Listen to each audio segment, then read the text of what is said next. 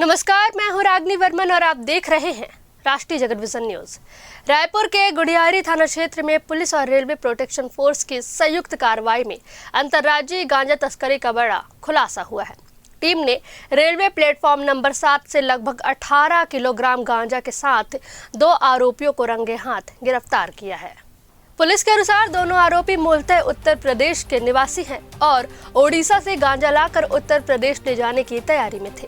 मुखबिर की सूचना पर अतिरिक्त पुलिस उपायुक्त के मार्गदर्शन में टीम ने घेराबंदी कर राघवेंद्र सिंह और झम्मन सिंह को पकड़ लिया। तलाशी लेने पर उनके बैग से प्रतिबंधित मादक पदार्थ बरामद हुआ। आरोपियों के कब्जे से 3 मोबाइल फोन भी जब्त किए गए हैं।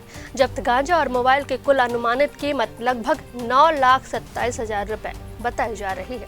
दोनों के खिलाफ गुड़ियारी थाने में एनडीपीएस एक्ट की धारा 20वीं के तहत अपराध दर्ज कर आगे की जांच शुरू कर दी गई है।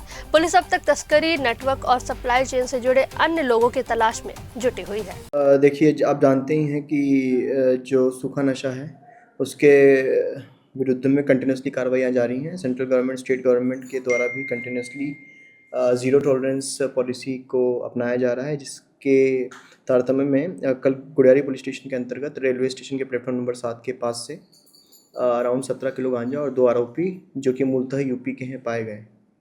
और जब उनसे पूछताछ की गई तो ये पता लगा कि वो लोग रायगढ़, उड़ीसा, जयपुर से सामान लेके निकले थे। निकलने के बाद में वो लोग यहाँ पे बस चेंज किए। बस चेंज करने के बाद में संपर्क क्रांति पकड़ने के लिए वो लोग आ रहे थे और वहाँ से वो लोग फिर कानपुर निकलने वाले थे।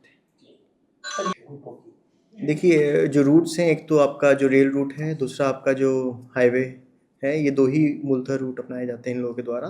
तो कंटिन्यूसली पुलिस के द्वारा अलग अलग पुलिस स्टेशन के अंतर्गत साथ ही साथ बॉर्डर्स पे चेकिंग की जा रही है और कोशिश है कि किसी भी तरीके से इस नेटवर्क को पूरी तरीके से ध्वस्त किया जा सके।